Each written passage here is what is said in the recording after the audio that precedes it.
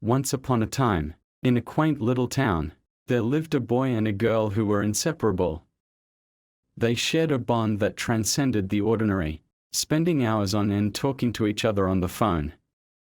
Their conversations were like a soothing balm, making their worries and sorrows disappear, if only for a while. Their friendship was the kind that brought warmth even on the coldest of days. But one day, something changed. The girl texted the boy, eagerly awaiting his usual prompt reply, yet there was only silence. She sent another message, growing increasingly anxious when no response came. Concerned, she dialed his number, but it rang and rang, unanswered. An entire day passed, and the girl's worry deepened. The absence of her friend left a void she couldn't ignore. That night, as she lay awake in bed, her thoughts swirled with a mixture of anxiety and confusion. Tears welled up in her eyes, and she realized just how much the boy meant to her. As the night stretched on, her mind played tricks on her, conjuring up worst-case scenarios. She imagined his smile, the way his laughter resonated through their conversations, and the unspoken connection they shared. With each passing moment, her heartache grew, and she found herself crying softly, the weight of uncertainty pressing down on her. The next morning brought both relief and trepidation. The boy's name flashed on her screen, and she eagerly answered, her heart racing with a blend of emotions. "Hey!" he greeted, his voice like a lifeline. "I'm so glad to hear from you," she replied, her voice trembling. "What happened?" I was busy," he stammered, and the girl sensed something was amiss. Despite the unease in his voice, she hesitated to push further, fearing what she might uncover. They exchanged an awkward silence, and then he uttered words that shattered her world. "You know what, we should stop this. We shouldn't talk anymore," he said, his voice cold and distant. The girl's heart pounded in her chest, and she struggled to find her voice. "What? Why? Sorry, bye." The call ended abruptly, leaving the girl in stunned disbelief. It was as though a rug had been pulled out from under her, and she felt a profound emptiness enveloping her. All the cherished memories, the shared laughter, and late-night conversations flashed before her eyes. She couldn't comprehend how something so precious had unraveled in an instant. As tears streamed down her face, she clung to her phone, hoping for a miracle. But reality sank in, and the pain was almost unbearable. She found herself standing on the rooftop, the world below fading into insignificance. Her sobs turned into desperate cries, a plea for answers, for a way to turn back time. With a heavy heart, she made a decision. She dialed his number once more, her voice barely audible. "Hey," she managed to say. "What did you call me for?" His tone was curt. "I need to say something," she began, her voice breaking. The girl's voice choked, and she fought back tears, summoning the courage to speak her heart. "Are you okay?" Silence hung in the air, deafening and agonizing. The girl's heart sank further, her hope fading away like a distant star. Desperate to change the course of events, she hung up and penned a note, her feelings etched onto paper. With determination, she rushed out of the house, her destination clear in her mind. Hours later, as the sun began its descent, a phone call shattered the silence in the boys' room. It was the girl's mother, her voice trembling with urgency. She revealed that the girl had been hit by a car while on her way to see the boy, and was now fighting for her life in the hospital. Panic surged through the boy's veins, his heart heavy with regret and fear. He rushed to the hospital, every step weighed down by guilt and longing. Entering her room, he took her hand, his voice cracking with emotion. "Please be okay," he pleaded, tears welling up in his eyes. "I'm so sorry." The girl's eyes fluttered open, and she looked at him, her gaze filled with a mix of love and sadness. "Why did you do that?" she whispered, her voice weak. "I have a heart condition," he confessed, his voice barely above a whisper. "I don't have many days left. I didn't want to hurt you." Tears streamed down the girl's face as she closed her eyes, her strength waning. The boy's heart ached, his own pain mirroring hers. He held her hand tightly, a silent promise passing between them. But as the minutes ticked by, a glimmer of hope emerged.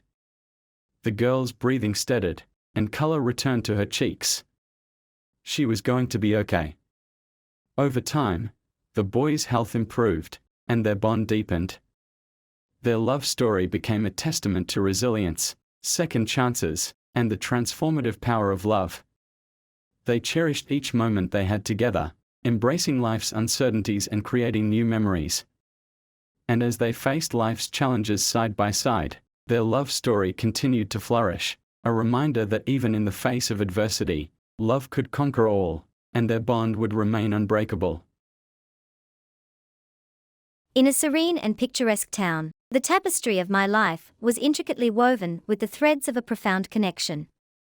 The boy and I were inseparable, our words a melody that resonated deep within our souls. Our conversations were a sanctuary, a haven of shared dreams and shared laughter where the troubles of the world ceased to exist. But then, an ominous change swept over our sanctuary, casting shadows where once there had been only light. His silences grew longer, the gaps between our conversations expanding like chasms. A sense of unease gnawed at the edges of my consciousness, and with a trembling heart, I mustered the courage to confront him. His confession was a crushing blow, a thunderous revelation that shattered the foundation of our bond. The world seemed to blur around me as his words settled in, a painful truth etched deeply into my heart. The days that followed were a haze of disbelief, my mind replaying our shared moments through a distorted lens of betrayal. I reached out, seeking answers, yearning for a lifeline to pull me from the abyss of confusion.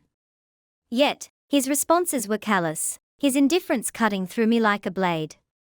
The pain of his betrayal radiated through every fiber of my being, a constant reminder that the world I had known was forever altered. I turned to friends for solace, their comforting presence a fragile balm to my wounded spirit. Together, we navigated the treacherous terrain of my emotions, trying to piece together the fragments of my shattered heart. As the days stretched into nights, I sought refuge in my passions, hoping to drown out the cacophony of memories that relentlessly echoed in my mind. The strokes of my paintbrush on the canvas became a means of channeling my turmoil, the act of creation a form of therapy.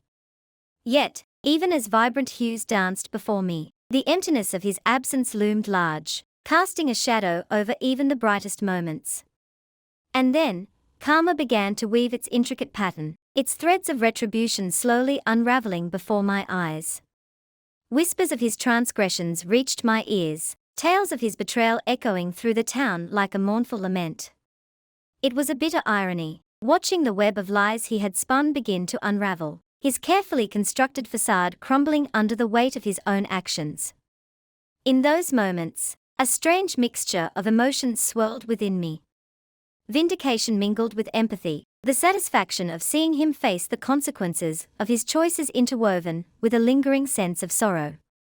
I watched from a distance as his friendships unraveled, his reputation tarnished, and the dreams we had woven together reduced to mere fragments of memory. Amidst the chaos of his downfall, I found myself caught between conflicting emotions. While a part of me longed for justice and closure, I realized that true healing wasn't rooted in his suffering. It was a journey that I had to undertake for myself, a journey of reclaiming my shattered sense of self, of learning to trust again after the profound breach of my heart. Then, amidst the chaos, a message from him pierced through the walls I had erected around my wounded heart. His words were a fragile blend of remorse and regret, an earnest plea for a chance to make amends. Hesitant, I agreed to meet him face to face, the weight of our shared history heavy in the air.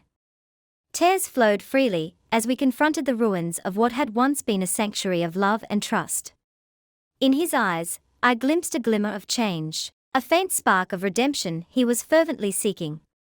Our conversations became a fragile bridge, allowing us to traverse the wreckage of our past.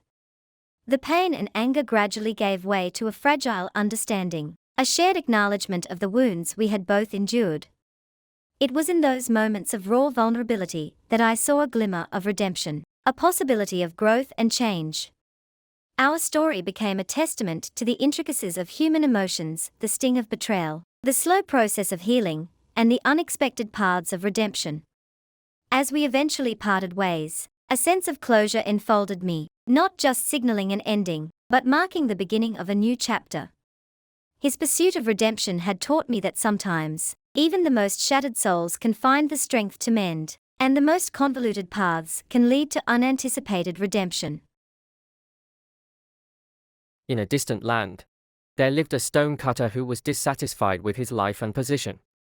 Day after day, he toiled under the scorching sun, chiseling away at stones to earn his meager livelihood.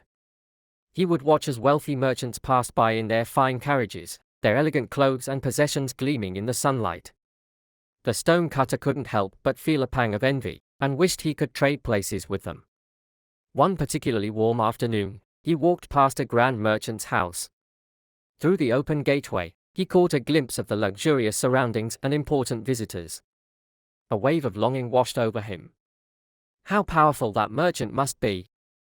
He thought to himself, his heart filled with yearning.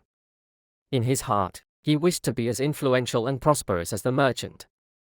To his astonishment, his wish was granted, and he found himself transformed into the wealthy merchant. He marveled at the grandeur of his newfound life, the elegant mansion, the sumptuous feasts, and the respect he commanded from others. However, it didn't take long for him to realize that his wealth brought its own set of challenges. Those less fortunate than him envied him, and others detested him for his prosperity. Despite his newfound wealth, the merchant's heart was not at peace. One day, as he strolled through the bustling city, he witnessed a high official being carried in a magnificent sedan chair, accompanied by a retinue of attendants and soldiers. The people around him bowed low, showing deep respect for the official's authority. The merchant couldn't help but think, how powerful that official must be. I wish I could be a high official. In a twist of fate, his wish was granted once more. He became the high official, carried in an embroidered sedan chair, admired and feared by all who crossed his path.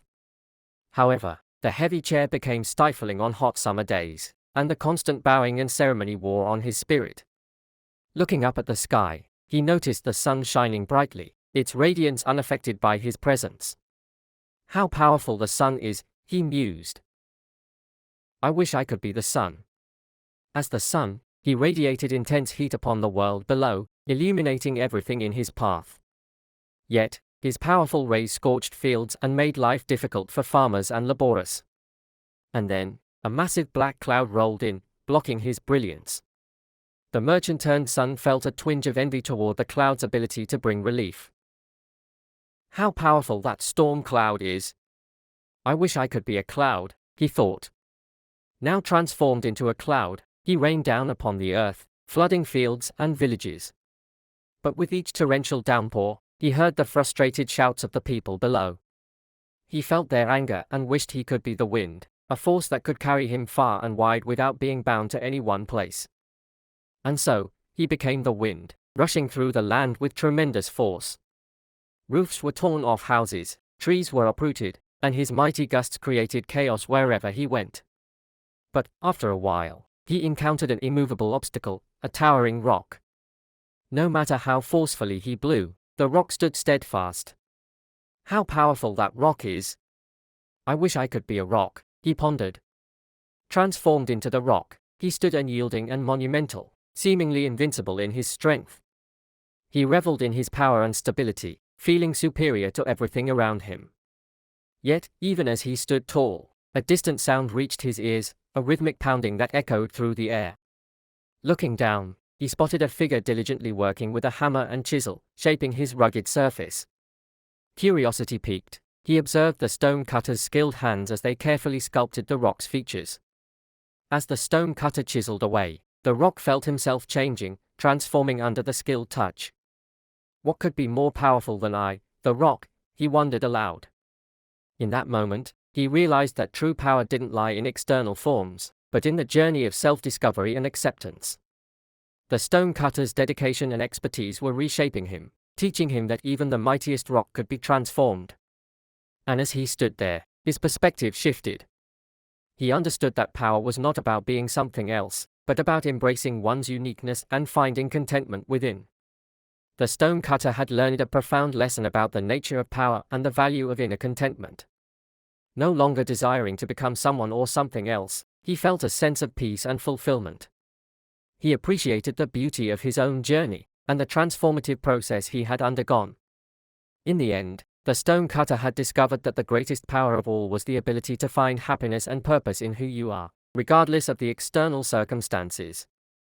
And as he watched the stonecutter continue his work, he felt a sense of kinship and gratitude for the role he had played in his own transformation. And so, the stonecutter's story serves as a timeless reminder that true power is not about changing forms, but about embracing oneself and finding contentment within. It teaches us that the journey of self-discovery and acceptance is a powerful one, capable of transforming even the mightiest among us.